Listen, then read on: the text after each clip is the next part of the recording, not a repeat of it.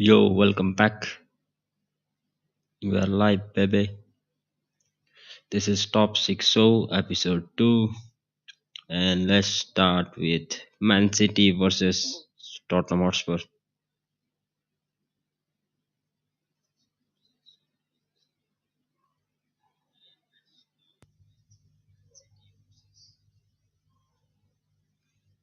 So, Tottenham get the better out of Man City in their home. They beat City by 1 goal to nil. A brilliant Hurricane goal.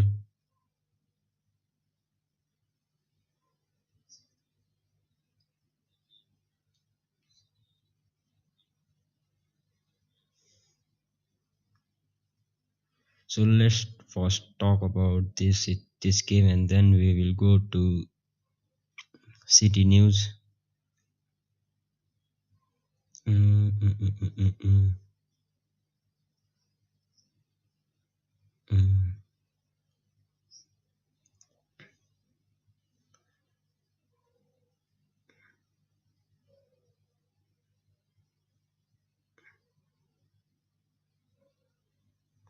So let me share you the starting 11 first, who started, and then we will first discuss about this game, and then we will move on to more of City on and off the pitch.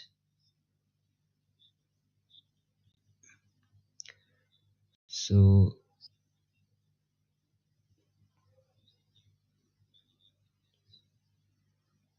so this was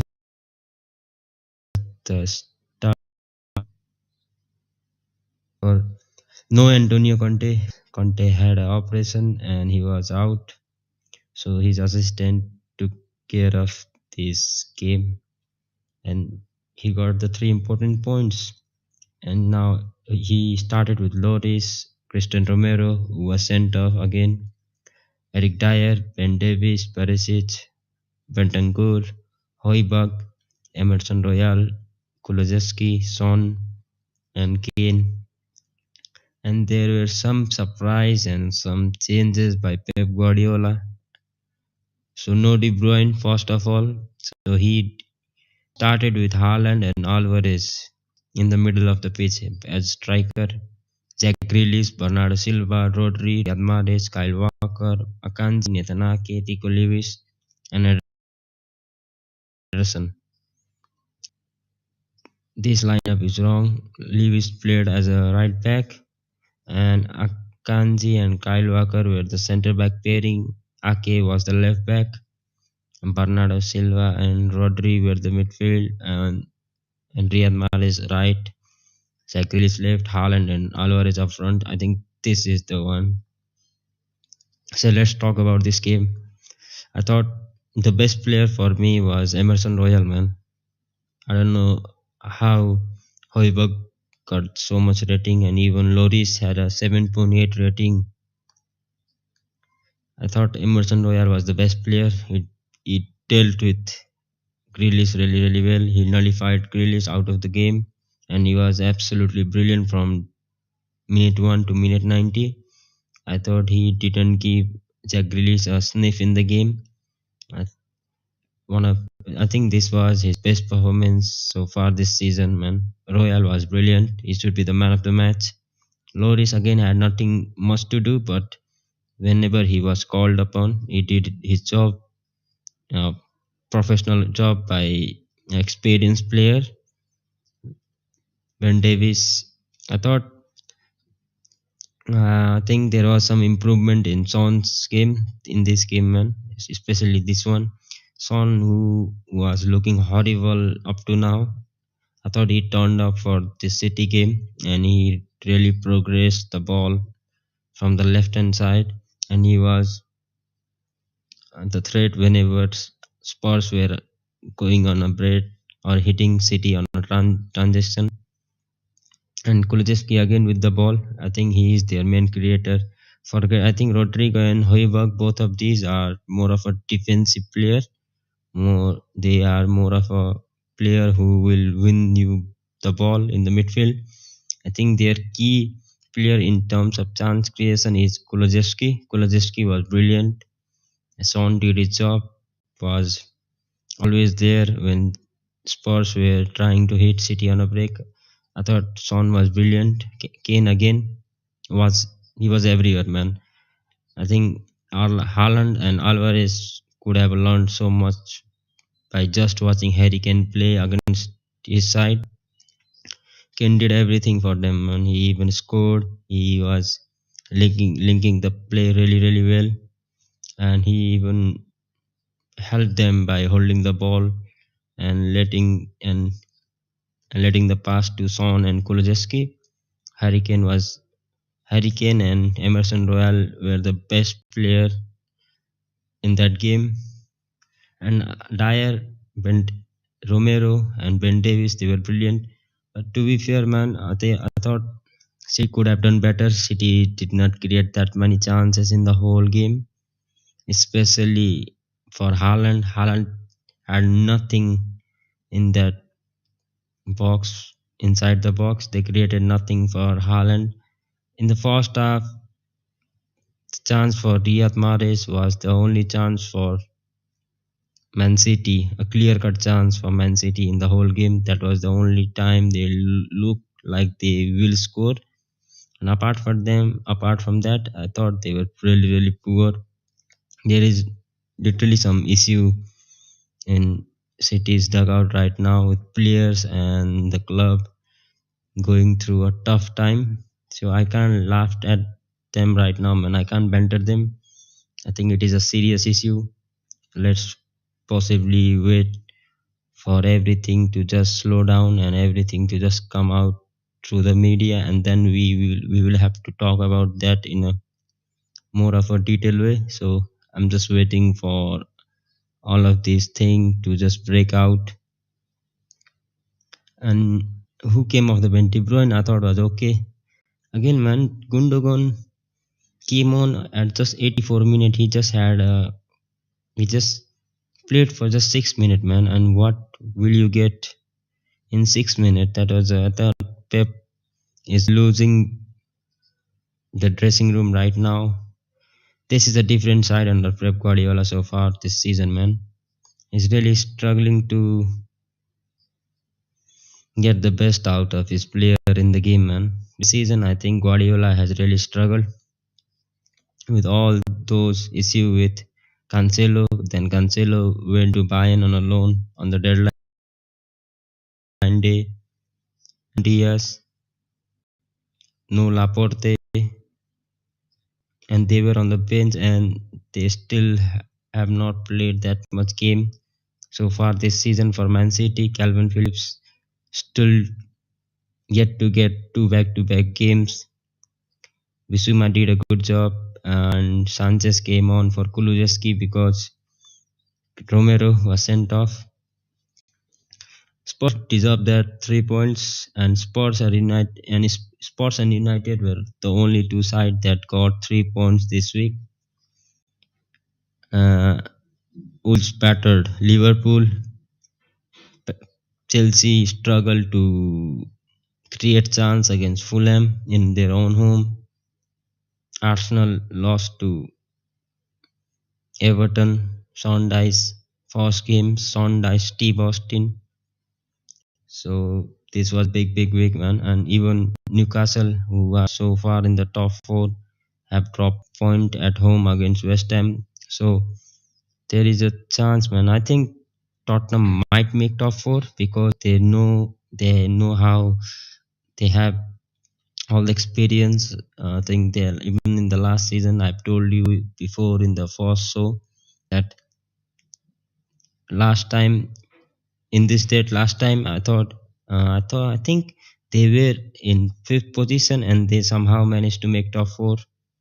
So they do know how to handle the pressure in the upcoming fixtures. So I still believe that United and Tottenham will make top four ahead of Newcastle, Chelsea and Liverpool. Chelsea and Liverpool, man, they are getting far and far away from competing for the top four spot. We will talk about both the side, man. So this was everything about the game. Riyad Mahrez again came off. Rodri did his job, but offensively, I thought they created nothing, man. Now let's look at the stat first, man. Let's look at the stat. This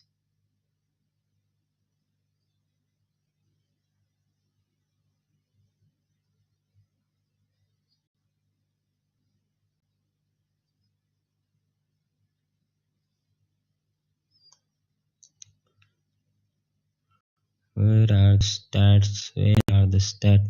So first, let's talk about the table. So that as things stands, both Arsenal and City lost 3 points this week, and United and Tottenham have claimed the 3 points. 3 points collected this week.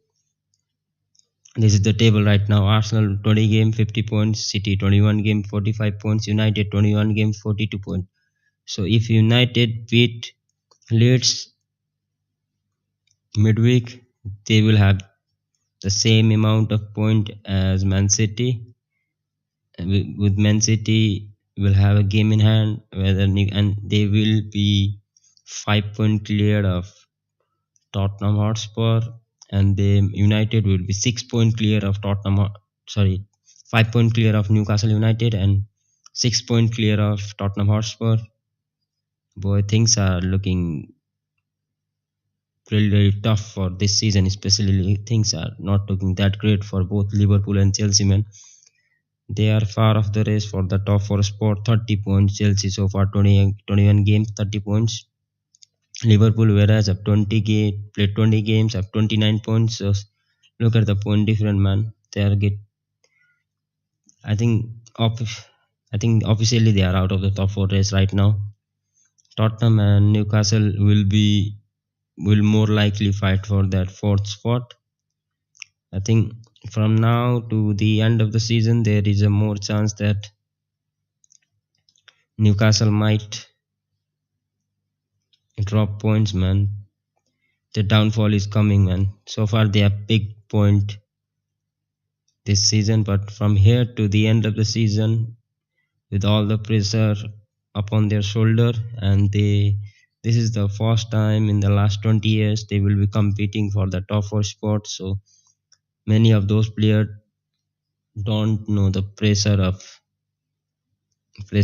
I think they don't have played for any expectation of fans, man. So this would be tough, man. Just like Leicester back in the days 2 3 years ago, Leicester were here where Newcastle are right now. They were in the similar position, similar points, but by the end of the season, somehow they couldn't break the top four teams, and they were just finishing fifth and sixth in two successive years back to back. Then they just fell off, and right now Leicester are in 14th position. So Newcastle, with the ownership and with the fan base, with the big stadium, I think they in upcoming years they could do better things and better job than Leicester City. Leicester, I think, in the last 10 years have won more trophies. Have won Premier League. Yeah, they have won a Premier League in last 10 years ahead of Arsenal. So now they are also in that mid-table teams. Back then they used to be down here. They were used to fight for relegation, but now these days they are competing for that from 6th spot to 10th spot. So things are looking good for Tottenham Hotspur. Man City again. City might fail off. This season there is a strong chance that City on pitch might drop more points, man. This is the season I think United could finish above Man City, and Tottenham also could finish above Man City, man. Still, just look at this. They are just 6 points below them. So with Man City to face Arsenal twice, Man City still to face Chelsea and Liverpool. There is a chance, man.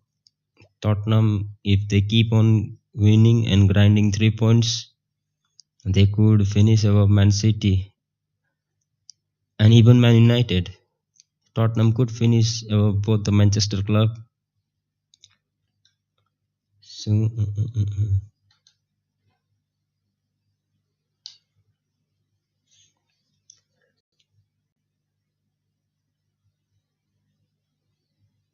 So here are some stats, and just look at this stat. Let's first look at the whole stat of the game. So Spurs just had 35% possession, where City just dominated the possession, 65% possession, and and Spurs has 12 shot, whereas Man City had 15 shots,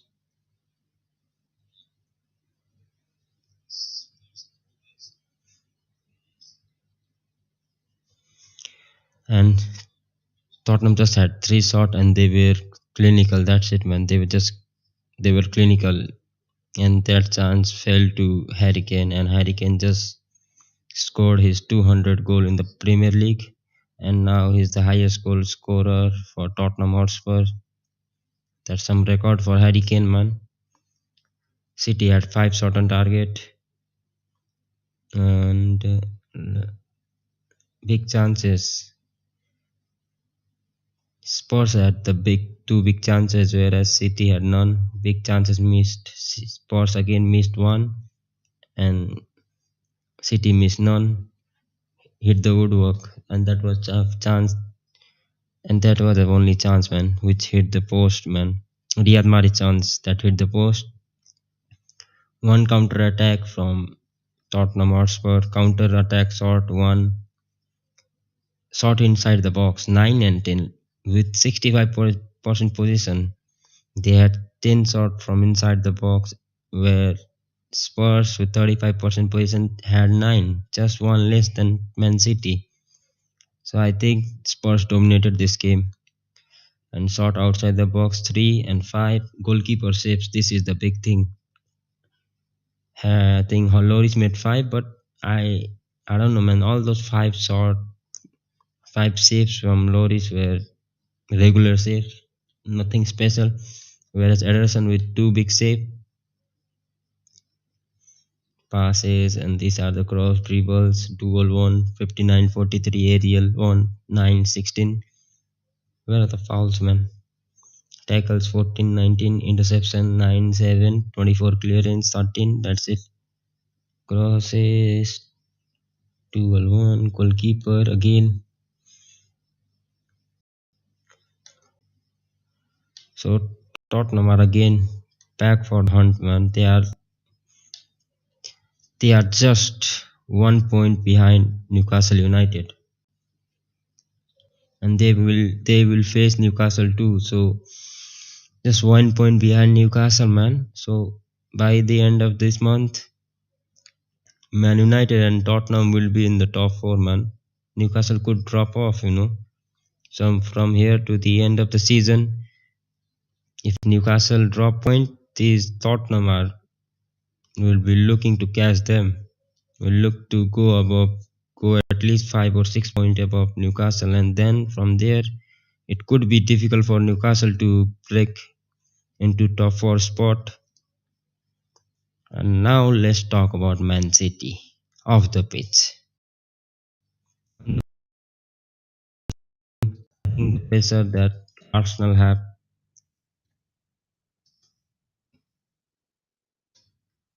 Arsenal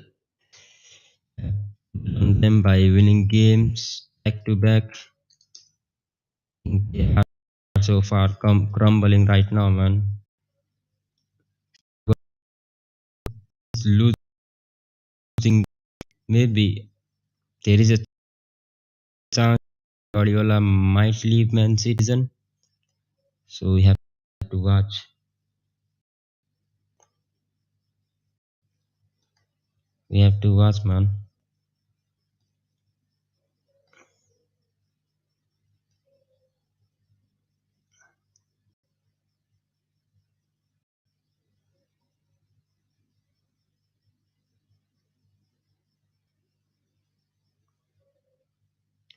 So where is the news? So here is the news of the pitch, and we will talk about and Pep Guardiola. What Pep Guardiola said at the end of last season. So here is that. Let me share again.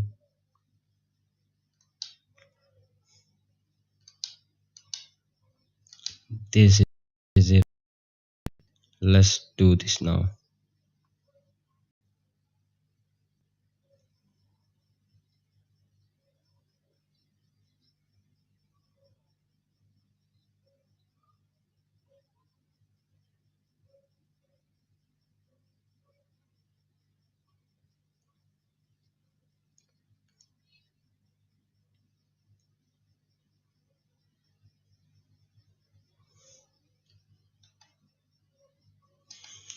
So Premier League statement confirms Man City have been charged with numerous breaches of financial rules.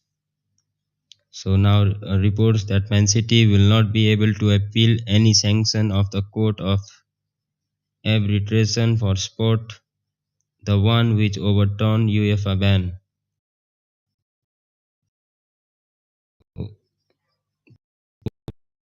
In terms of accounting, they showed less, I think, yeah. And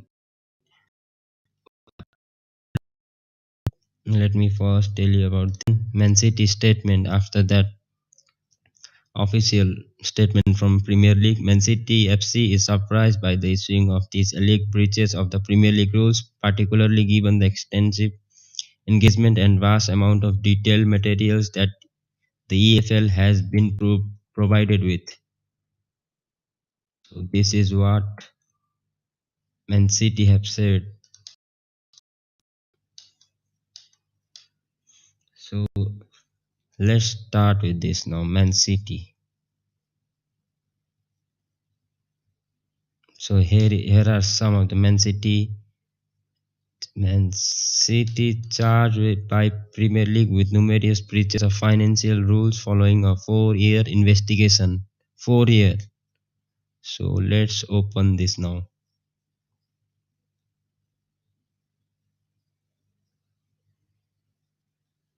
In number one, in respect of each season 2019, this has been happening since 2019, from when I think Sheikh Mansour bought them, from then to now, from 2009 to 2022. So these are all the sanctions. Each respect of each of says season 2019 to 17-18 inclusive the Premier League rules applicable in those seasons that require provision by a member club to the Premier League in the utmost good faith of accurate financial information that keeps a true and fair view of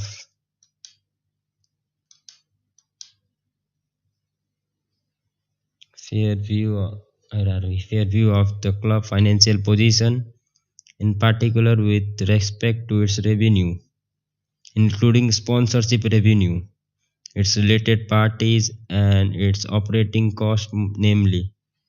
And A. For season 2009-10 Premier League Rule B13 C71 C72 C75 amended to C79 from 10th September 2009 for the remainder of season 2009-10 and C80. B. For season 2010-11 Premier League Rules B13 C78 C79 C86 87, and then for season 2011-12, then to 12-13, 13-14, 14-15, 15-16, 16-17, 17-18. So this thing have been happening for a long time. So look at these seasons from 2019, 10, 11, 12, 12, 13, 13, 14, 15, 16, 15, 6, 14, 15, 15, 16, 16, 17, 17, 18. So they have been doing some wrong thing from a long time ago, man. And number two, in respect of each of season 2019 to 2012-13 inclusive, the Premier League rules applicable in those seasons require a member club to include the full detail of manager remuneration in its relevant contract with its manager, namely for a season 2019 to 2000 from 2019 to 2011-12 inclusive Premier League rule Q7 Q8, and for season 2013-14 Premier League rule P7 P8, each of season 2010-15-16 inclusive the Premier League rules applicable in those seasons, requiring a member club to include full detail of player remuneration remuneration in its relevant contract with its player, namely for season 2010-11. Now it's player and manager. In both cases, they have been charged for players and manager for season 2010-11, 11-12, for season 2012-13, for season 13-14, 14-15, for season 15-16. So, according to some report, man, someone who was who previously was a coach of Mancity break all these information to the Premier League authority, and that's why I think the Premier League were looking at Man City. So let's talk about it. First of all, their revenue. Someone please tell me. Man City were not relevant. They were relevant, but not in terms of winning trophy. In back then, in early 2010, they were not winning that much trophy. They were not the same city they are right now and back then. So how are they right now generating more revenue than the likes of Real Madrid, Barcelona, Bayern Munich, Liverpool, and United, and even Arsenal, even Tottenham Hotspur? Yeah.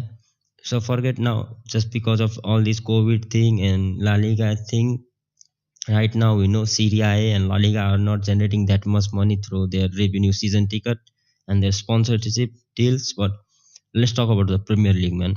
How United have won 20 Premier League. They have won two Champions League and a European title, Europa League, countless FA Cup, countless EFL Cup. City can't even talk to United. United and Liverpool are the two biggest club in England right now.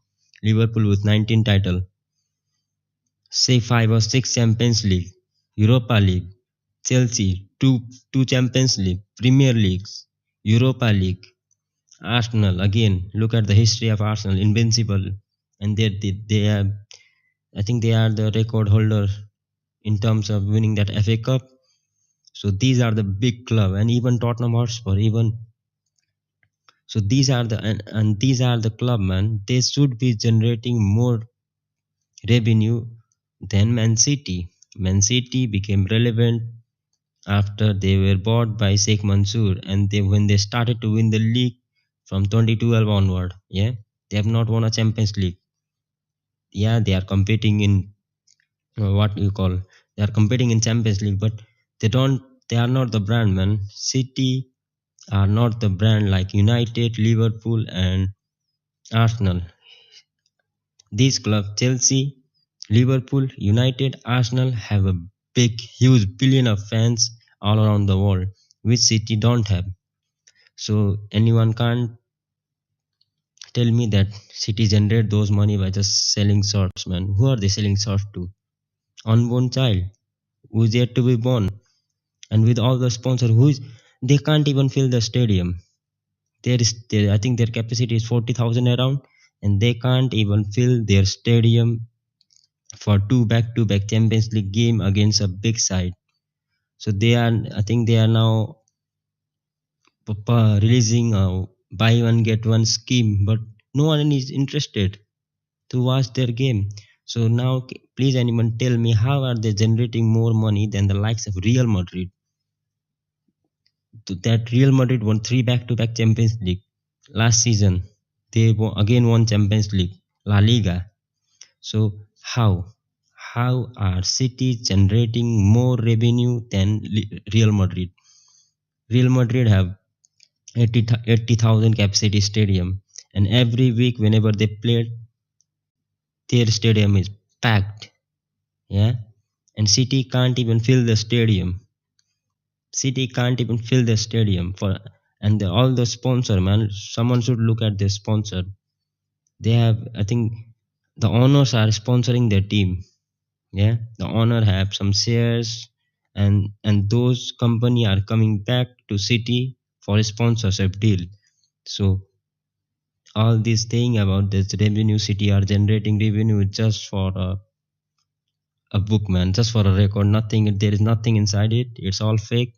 So everything that is happening is because of there is some actual fact inside it, man. They have done some serious issue. Back then they were signing Vincent Company, Robinho, yeah, De Silva.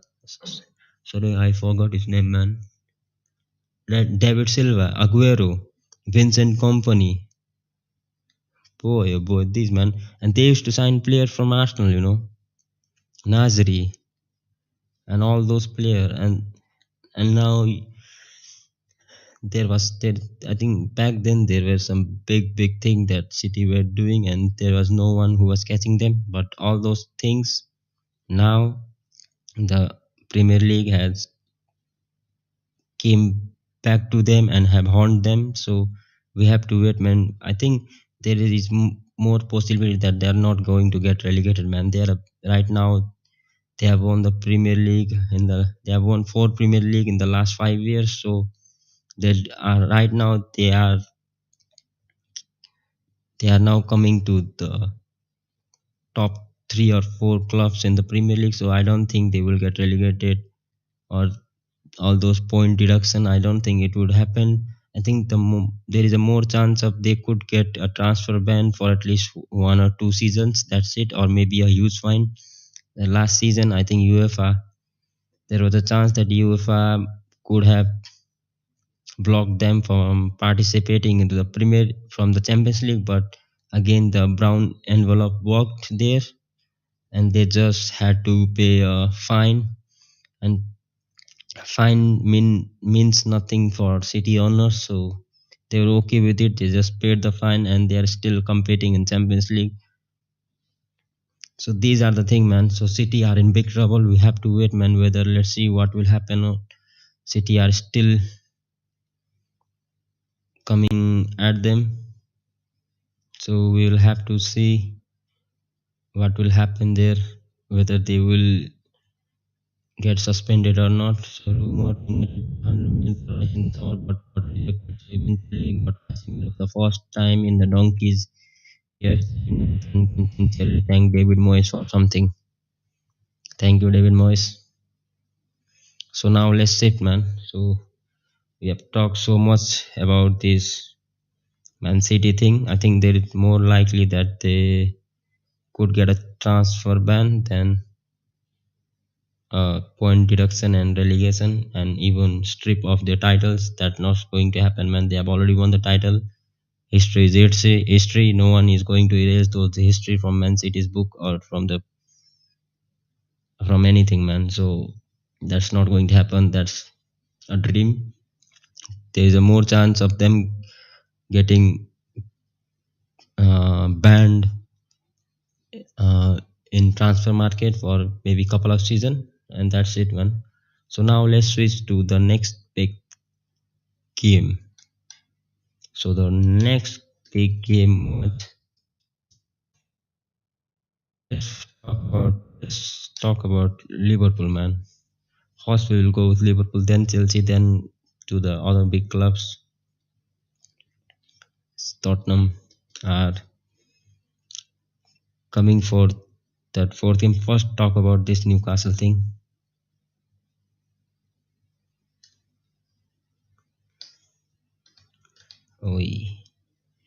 Let's talk about Newcastle versus West Ham, because they are in the fourth spot. So let's do this.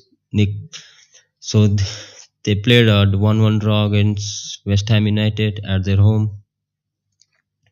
So this was the starting 11: Nick Pope, Trippier, Scar, Botman, Bond, Willock, Longstaff, Jolinton, Callum Wilson, Allen Saint Maximum, Almiron. Again, Almiron, his form have dipped.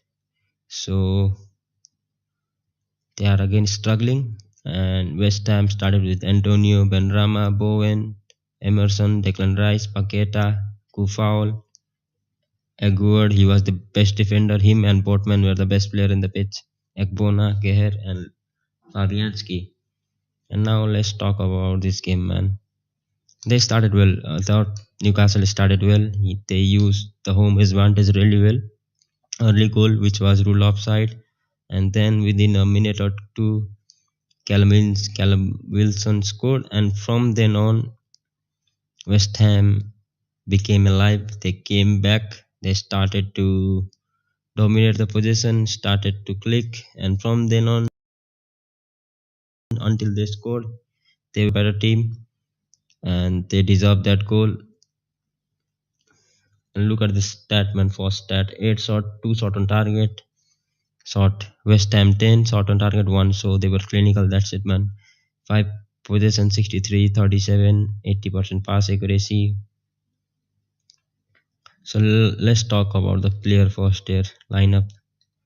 Let's talk about the player. I thought Botman was the best defender. Again, Saint Maximum really struggled, man. Maximum and Almiron, both of them struggled. And with the midfield of Longstaff and Jolinton, man, I thought they missed Bruno Guimaraes because he was suspended when he played. I think he got 2 yellow card in that game against Southampton, second leg at home against Southampton in EFL Cup. So he was suspended for this game. So they miss him really. Nothing for the forward line, but Almiron, I thought him and especially Saint Maximum was really poor. Declan Rice again was brilliant for them. Again, he's not getting the praise he deserves, man. Declan Rice is a good player. Benrahma was poor. Antonio did his job, man. Antonio really did his job. He was causing a serious issue for Scar and Botman, and Antonio did his job, man. He's a big monster up front, and he will create some extra trouble for the centre backs, and he did what Moyes wanted from him. And Aguerd was the best player, man. I don't know. He is a top class centre back. I think in next couple of years he will move to a big club, man. So Moyes get a point, and he deserved that point. Nothing from the bench. So both team get what they deserve, and that means after playing a 1-1 draw against West Ham, that means they have dropped 2 points. So which was a big plus for both United and Tottenham Hotspur. So Tottenham Hotspur are 3 points behind them, and Newcastle are 2 points behind United after playing a 1-1 draw at their home against West Ham United. So now that was a quick Newcastle versus West Ham game, man. So now let's go to the big game. Yeah, the big one. So Leicester beat Aston Villa by 4-2. Let's go to Liverpool versus Wolves. Yeah. Holy shit, what was that, man? What was that from Liverpool, man? Liverpool are struggling here. Look at this. First, let's look at the stat. I didn't watch the game because I was doing a watch along for United versus Palace game, so I couldn't do the both game. I was just getting a scorecard alert, and when I look at it, 2 goals in first 12 minutes, I thought, wow, they are in big trouble, and that's it. So I'm just looking at the stat right now. 12 shot, 22 shot, and 22 shot from Liverpool. This is the big thing. You can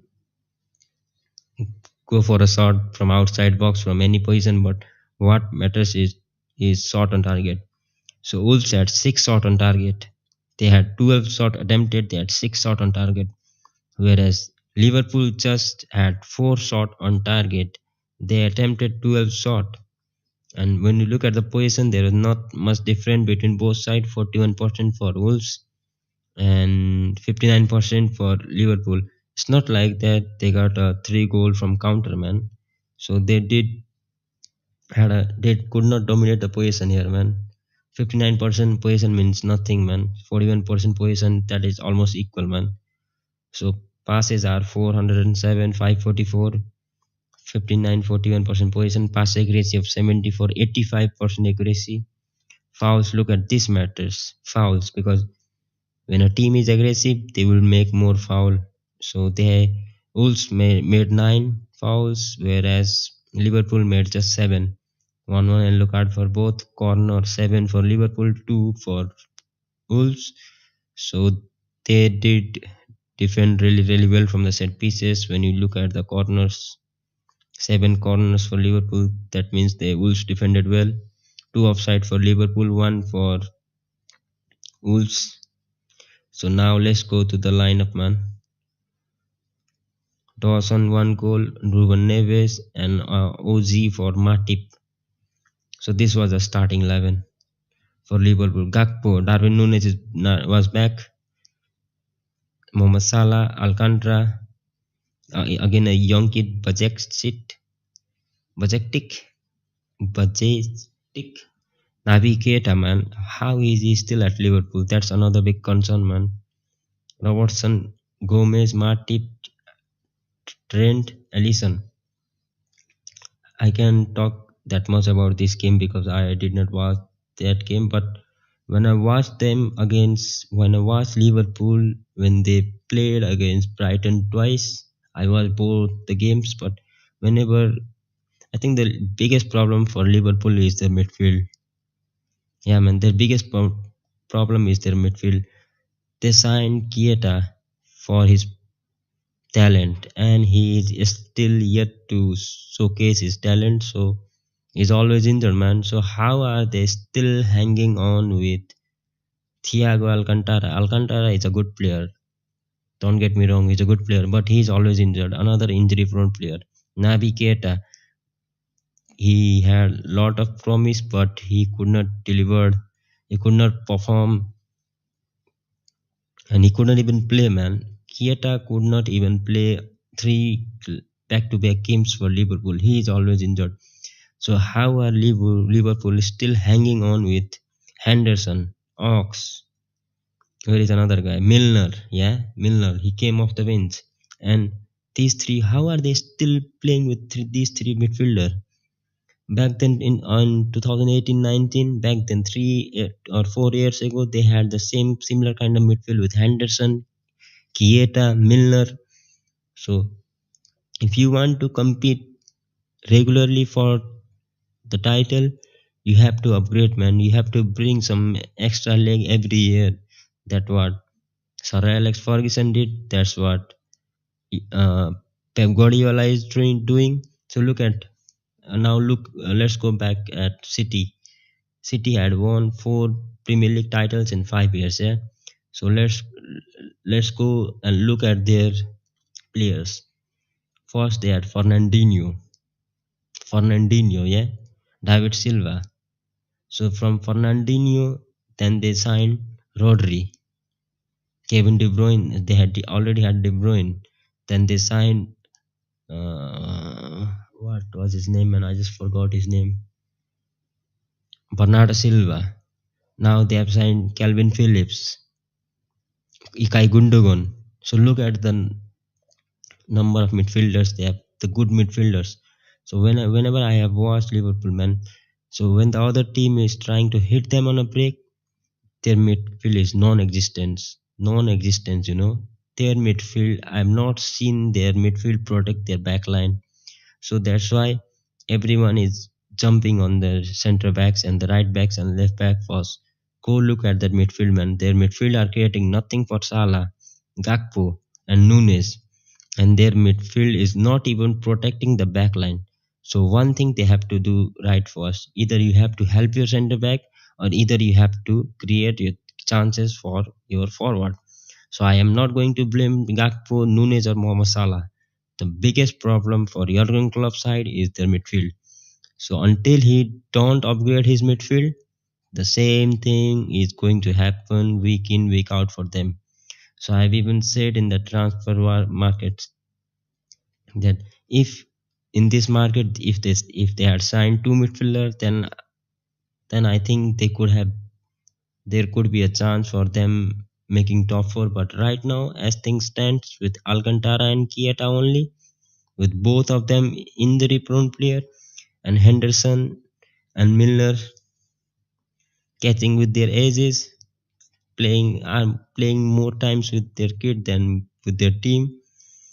This is going to be a long season for Liverpool, man. Even there is no chance Liverpool are going to sack Jurgen Klopp, but I think he would leave himself, man. He will leave. Either he is going to resign, man.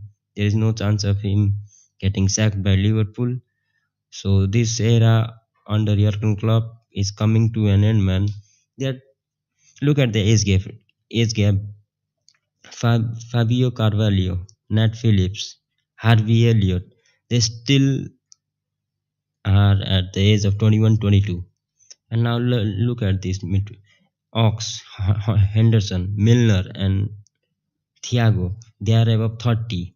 So they don't need a. They do have a midfielder, but they don't have experience. They need an experienced midfielder. They need a midfielder in the age of between 24 to 28, man. Not above 28, not below 23.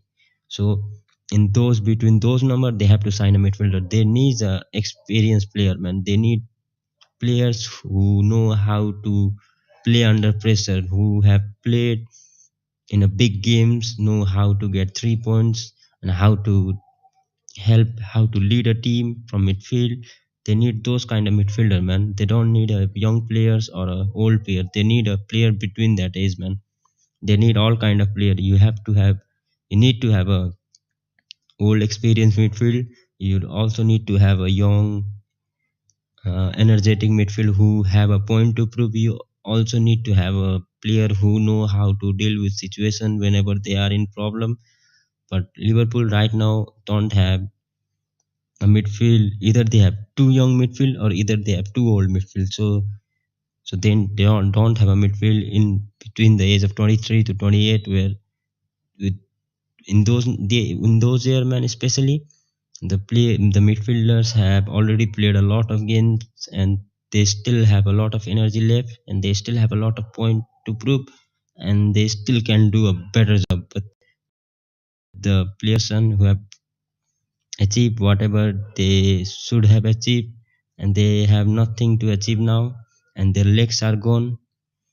I think it's time for Liverpool to move away from Henderson, Milner, Ox, and Kieta. These four midfielders should go this summer, and at least should sign at least three good midfielder, man, in good age and right age. Right age really matter, man. Right kind of profile and right age really matter. So back then, in the early days of Jurgen Klopp, they used to sign. Look at the signings, man. Mo Salah was 23, 24 when they signed him. Sadio Mane was at the same age. Robertson. Look at all these players that were signed in the early days of Jurgen Klopp. Look at the age. Look at the age, man. And that's what again they need. They need to rebuild again, man. Gakpo, I think I'm not going to blame Gakpo, Nunes, Salah, or even Robertson. I think Gomez is done at Liverpool. Time for Liverpool to move away from Gomez. Matip is still good. He can do a job. I think he can play 15, 20 games and can do a job, but you can't rely on Joe Gomez, man. You have to sign at least three midfielder, two defender, and then I think Liverpool will be okay next season. For this season, I hope I hope they do not make European competition, man. That will help them next season. That will really going to help them next season. So they got battered by Wolves, So that means they are far off the top four spot. So then where was the big game again? Chelsea. Look at the stat first. Oh my god. 12 shot, 3 shot on target. 67% possession. They dominated the possession, but nothing for it. Fulham had more shot on target than Chelsea. 12 shot, 3 on target. Fulham had 10 shot, 4 on target. Fouls. 12 to Fulham 16 to Chelsea. That's improvement. One thing that how is that improved is because they signed a good player in Enzo Fernandez. So again they dropped two massive points. So I have watched this game, so I know where was the mistake. Rhys James, I thought he was brilliant. Thiago Silva, Barasile, a good that is a good centre back pairing. They can build on that. And Cucurella again struggling in this Chelsea side. Can anyone tell me how two how two of these players are starting, man? Similar kind of player. Gallagher and Mount are similar kind of player. Either you have to pick one and bench one and bring another one as a substitution as an impact sub. That's it. How are they playing Gallagher and Mount in a similar squad, in the same squad, in the same lineup? That's unforgivable, man. That's unforgivable.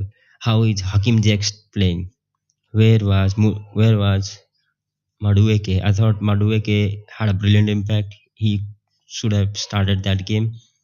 I think the impact Madueke had in the second half, I thought that if he had started, he could have had more impact than Hakim Ziyech. Kai Havertz, it's time to go, bro. Is good at nothing. Yeah, one thing Kai Havertz will contribute at least 20, 15, 20% is his defensive work. Sometime only I've seen him that he usually do his defensive work, but not that much. But this is another concern. So there are five issue already in this starting 11: Gallagher, Mount, Mudryk, and Ziyech. All of these five players can play with each other. I think Mudryk had a poor game because there was no supply for him, man. There was no supply for him. Supply in terms of what I want to say for the wingers are that the midfielder have to create a 1v1 situation for the wingers or for the left forward and the right forward. Yeah, just look at Bakayo Saka and Martinelli. Not in this game, back against United or against any other side. Yeah, the midfield behind them used to create a 1v1 opportunities for those winger and for those forward. So here in Chelsea for Ziyech and Mudryk, Ziyech I think is not a winger. He's more of a right-sided playmaker than a winger. He's more of a volume player like Bruno Fernandes.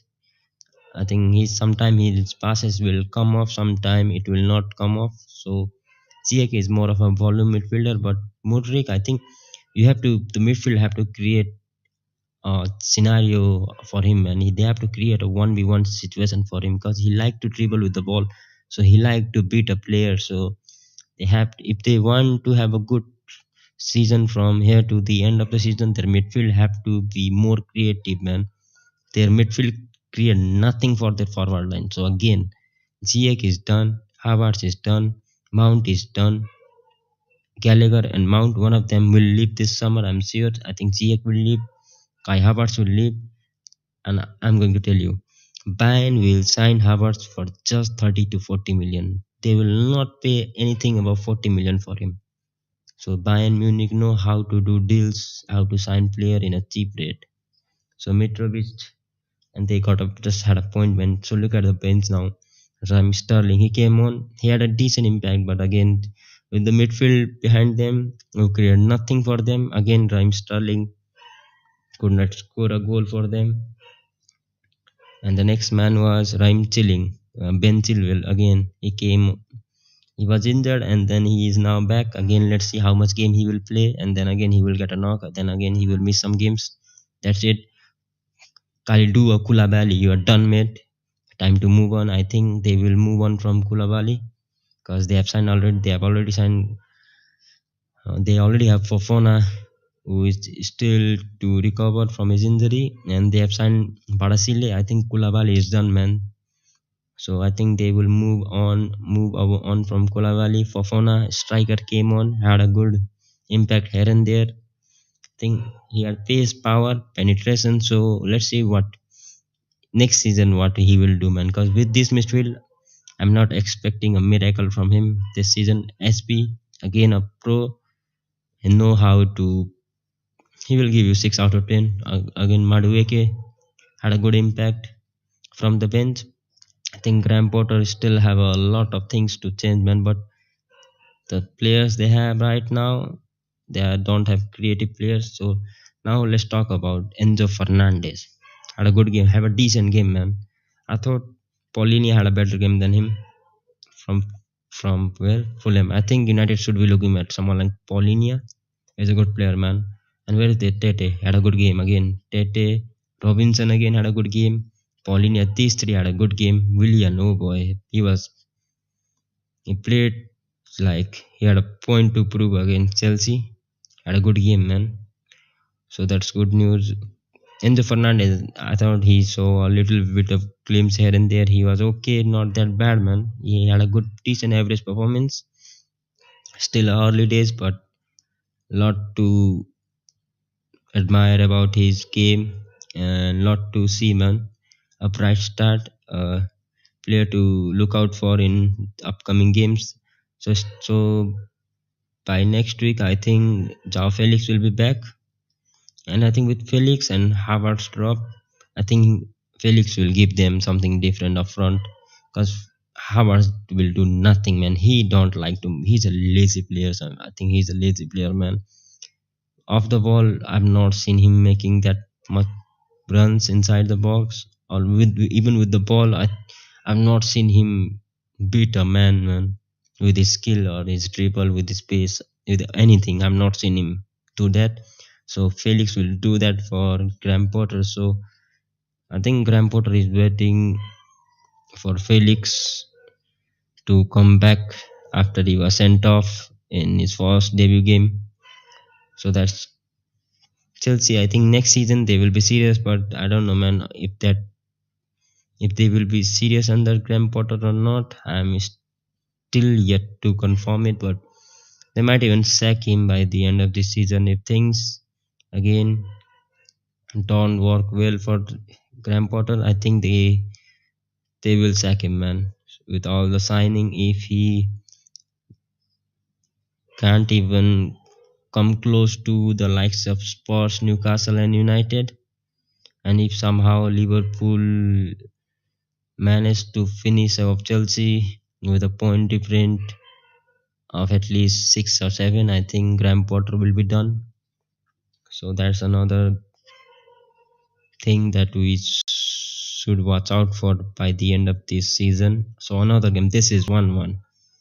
Sean Dice, Steve Austin 1, Everton 1, Arsenal nil. At least one Merseyside team won this week.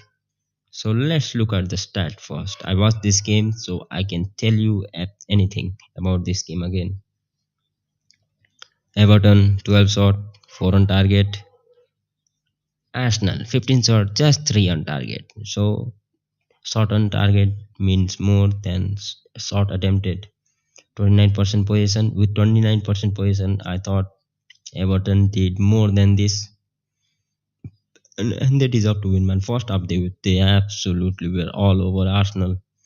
I thought this game, I think this game shows that there is a template. This is the template how to beat Arsenal every time other team face them.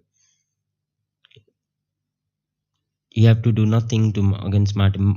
I thought Thomas Partey was poor, man. Again, Thomas Partey. This combo of he's better than Rodri and Casemiro. Just end it right now. He still has a lot to prove in his game, and lot to prove, lot of things to improve. When you look at this lineup, so my biggest concern was Odegaard. Yeah, in Ketia I thought was okay, but one thing uh, this side, one thing that Everton did really well was they were compact at the back. They were compact. There was no space for their forward line to run, and especially Everton in the whole game did not allow Arsenal midfield to create a 1v1 situation for Martinelli and Bukayo Saka. That was the most important thing in game. Every time when you watch Arsenal, whenever they beat any side, just look at the impact of Saka, Martinelli. So Arsenal midfield like to create a 1v1 situation for Bakayo Saka in that right hand side and a 1v1 situation for Martinelli in that right hand side. Yeah. So that was my so that thing did not happen because of Sondai's masterclass. They set back. They were aggressive in the midfield. This Tokure, Goye, and Onana, they were aggressive from the ball minute one. Yeah, they were on front foot. They defended from the front foot, man. They were aggressive. They were going for every tackle. They were winning their duel. And Arsenal midfield, I thought they got dominated by Everton midfield. And defensively, McNeil came back. I think whenever Martinelli was here, Martinelli, I thought whenever Martinelli was here, they made maybe 3v1 situation for Martinelli because Zinchenko was dropping in midfield, and these 3v1 was a difficult situation for them. And in this whole game, I thought Arsenal were poor with the ball. They did not make the right passes. Either they were going to Martinelli or Saka. There was no switch of play from the left hand side to the right hand side just to check whether the Mikalenko was 1v1 against Bakaya Saka or not. They did not a once they did that. So that was a big mistake by Arteta and the players, man. The player have to learn from it. You can't always rely on manager, man. You have to understand the game and play the game according to the situation. And Saka, I thought he had a good game, and he did what he usually do. So he had a good game. And the back line, I thought Saliba got absolutely bullied by Calvert-Lewin. Calvert-Lewin had his number. Gabriel had a good game. Saliba had his number. Ben White again did okay, but struggled sometimes. And Zinchenko, man. And Zinchenko sometimes was coming in midfield. I thought this was not the game for Zinchenko. This was a game for someone like Kieran Tierney. Tierney could have done a far more better job than Zinchenko. Whenever they had a 3v1 situation, if someone like Kieran Tierney was there, he could have made that overlap or even an underlap run. I thought Zinchenko were just coming on in the midfield. He was sometime making that run, but not effective. So you have to make that run from the right hand side when a team like Everton are just sitting back with the number, with the look at the physical presence they have in the back. Connor Cody good in the air again, Tarkowski good in the air.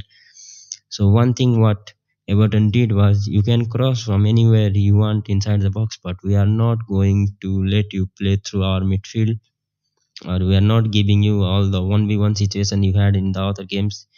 Either Martinelli have to do a messy thing with 3 or 4 players, Saka again had to do the similar kind of thing. But apart from that, we are not getting past our midfield, and you are not going to create anything from our midfield. Whenever they try to create anything from midfield, someone was coming at them. Someone was coming hard at Arsenal midfield. So Arsenal had to go sideways to the wing, and from the wing there was not a single movement where there was a 1v1 chance for both the wingers. So they just had to go back, or they have to cross from those positions. So this was a Martinelli again really struggled. Saka did okay, but when you look at the numbers Saka had, the number of Saka this season, I thought this was his poor game. The level he have set, the benchmark he have set for himself this season in terms of benchmark, that was his poor performance for. But when you look at his age, he's still yet to learn many things. He's still 21, still to learn so much thing. But if you look at according to age, he did well. But Martinelli really struggled. Martinelli was poor, man. Thomas Partey again poor game. So George came off from the bench, had a poor game again. I think he is another agent, Chelsea agent. So I don't know how they went from Caicedo to Jorginho, man like George. I think George, he's not a Thomas Partey backup, man. He's not even a Xhaka backup. He's not even a Thomas Partey backup. He is someone, I think he will. One thing I can tell you about someone like Jorginho is that when Gabriel Jesus is back up front, and then I think he will be a much more better player, man. Because when I think under pressure he is not that great, but one thing we all know, when Nketiah is more of a finisher than a link up player, whereas Gabriel Jesus can do everything. He can finish, he can come deep and help his midfielder. So when Gabriel Jesus is back and when he's playing, Tom, I think Jorginho be will have a better season with someone like Gabriel Jesus than with Nketiah around. Because Nketiah, you have to put a ball for Nketiah, but with someone like Jorginho, he's more of a he's recycle midfielder because he's more of a player who will have a 98 or 100% ball possession, 100% passing accuracy. He will just go sideways either to Jaka or either to Nketiah. He's not going to put you that line breaking pass from deep midfield. Is someone who likes midfielder or goalkeeper to pass him, and then he will not look for Bakaya Saka. He will go for the pass to Bakaya Saka and Ketia, but you can't rely on every time that when Jorginho has the ball, he's going to pass to the wing. It's more of his go sideway. He likes to tick the game. He will like. He's more of a similar kind of player to Carrick. I'm not telling he's as good as Carrick, but he don't have that line breaking pass where he with one pass he it just will take out four or five of opponent player. But Jorginho he will help them when they will dominate the position, especially in the home game. He will be that player with which will help them just dominate the ball, keep the ball well, and move, keep it ticking from the left to the right, from back to the front. He will just go. He will do more of a sideway thing for them. Defensively, he ain't that great. He one thing he's great at is taking penalty. That's it, man. And they drop a massive 3 point this week against Everton. So let's talk about the next week. So let's talk about the next week fixture because I'm not going to do prediction here. So midweek I've told. So the big game midweek was United versus Leeds. So we have not discussed that United game. Sorry. So let's go to this game first. United versus Crystal Myth FC. Again, a bogey team for United. Always perform well against Man United points or point against United and Mancity, but this time around they will take nothing from Old Trafford. So this was a starting lineup: De Gea, Wan-Bissaka, Varane, Martinez, Luke Shaw, Casemiro, Fred, Anthony, Bruno Fernandes, Vegas. A penalty early in the game, a silly mistake, and a silly handball by Williams. He could have done better there.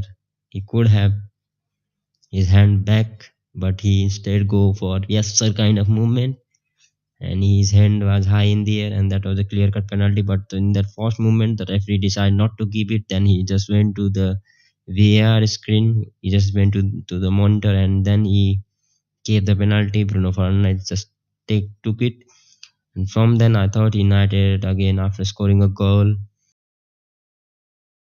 From there to 35th minute, we dominated 5th minute. From there to the halftime whistle, we were pouring. Then we gave a chance to Palace to come back to the game. Second half again, a goal for brilliant team goal. Garnacho came on, had an impact, a brilliant team goal from left to the right, from left to the right, then again to right to middle, and then again to left, and then from Garnacho to Shaw. That was a brilliant run from Luke Shaw, overlap run, and then he crossed it for Rashford, and Rashford with a free striker finish, and he scored a beautiful team goal, man. And then this thing happened. Casemiro was sent off. I thought he deserved that sent off, man. That was a red, and also that incident from Jordan Ayew on Fred was also a red. So both Ayew and Casemiro should have been off. It's not fair that Casemiro was only sent off. I thought Jordan Ayew should also have gone off, man. And there was more to talk about the ref than the game, man. What the ref? Here is the ref, man. The ref, man. This guy, man. He did not give a single foul to any decision. Went everything went against us, but we somehow grind and got the 3 point with just playing with 10 men. So the ref was a disgrace. This ref should be he should be officiating in the non-league for the non-league clubs, man. This guy was a disgrace, man. Every decision went for them. Every decision went against us. But somehow, with the partnership of Varane and Martinez, we were able to see off the game and get all 3 points. And we deserved it, man. They only say again, man. I have even in that match preview, I told you about Olise, Olise did give us a lot of trouble, and Olise was by far the best player. He was progressing the ball for them. I thought again, apart from him, Richard had a decent game. Again, Mitchell, this guy could have been sent off, man. He had he had made more of a dangerous foul twice or thrice, but the ref decided not to book him, man. So the officiating in this game was disgrace, man. It was shambles all over the place. Martinez and Varane were brilliant. Wan Bissaka again, he has improved a lot, man. We can see all the improvement in him. So the kudos to both Wan Bissaka and the manager and the coaching staff. And the Rashford is back. He's back, baby. He's scoring goals. Clore, he's scoring goals. And Lindelof and Harry Maguire, the captain, came on. Sabitzer has a brilliant cameo, decent cameo, did his job, was energetic, was the one that again won that brilliant ball, and Rashford was through, Everyone was up here, and here Sabitzer won that ball, and Rashford was right here, and there was no player that one ball from here to here, and Rashford was through 1v1 with the keeper, and the ref decided to keep a foul foul by Sabitzer. How was that foul? That was a clean tackle by Sabitzer. That was one of the clean tackle I've ever seen from a midfielder. And Rashford was through, but the referee again gave nothing to us, man. Everything went against us, and somehow we, even with even with us playing with 10 men and them playing with 12 men, we still were able to get 3 points, and that is improvement, man. Last season, if those things were happening, we could have crumbled and gifted them all 3 points. But this season, I thought we deserve it. So this position thing here, this game doesn't matter, because if Casemiro was still there, we could have at least kept that clean sheet and have won that game by at least 3 goals to nil. So this position thing means nothing. Look at this, man. Look at this thing. Palace have made 9 fall and 2 yellow cards for them. Just 2. 4 offside for them, 1 for us. 5 corners for both sides. 5 corners just because we were playing with 10 men. So with the 3 point, United went up the table with Newcastle dropping points. We are now 2 point clear of Newcastle United. So now let's go to some of the fixtures, and then we will end this show. We have West Ham, London Derby, tough game, because West Ham are gaining some momentum, man. So I think this could be another tricky game for Chelsea. So Leicester, Tottenham, another. So Leicester have defeated Aston Villa. Aston Villa were in decent form. So Leicester again are now picking points here and there. So another. So with Tottenham winning against Mancity at their home, now they will be traveling to Leicester Foxes. So this will be a tough game. So I'm looking to watch this game. West Ham Chelsea again, a big game. Arsenal Brentford again. I thought in a home game Arsenal are winning this. I'm telling you right now, for the scoreline could be a different one. So let's wait. Fulham Nottingham Forest, there was another derby, man. Leeds United again, this is a big game. Aston Villa Man City away from home for Aston Villa. I think City are going to batter them, just like Wolves. The Wolves got battered by Man City, and then Wolves decide to batter Liverpool tit for tat. So one team gave them the pen, and then they decide to give pen to the other one. So that's one. Wait, this week we have a Merseyside derby. Monday night. Yo, I'm doing this Merseyside derby. This with Sundice in full mode and Liverpool struggling. This is going to be a one hell of a game. So United leads back to back 2 games against Leeds United in 4 days for Manchester United. And this Sunday they are away from home. This is tricky game because Jesse March is sacked. So midweek, Wednesday night football is back. Arsenal Man City. Wednesday night football. This is history. This is the big one, man. So if away from home for Man City, so if Man City have to win against Aston Villa, so this is the one game. This is the big game. So there will be a big thing happening for this game alone. So Thursday, I think we also have a United Barcelona game, man. So we'll have to wait, man.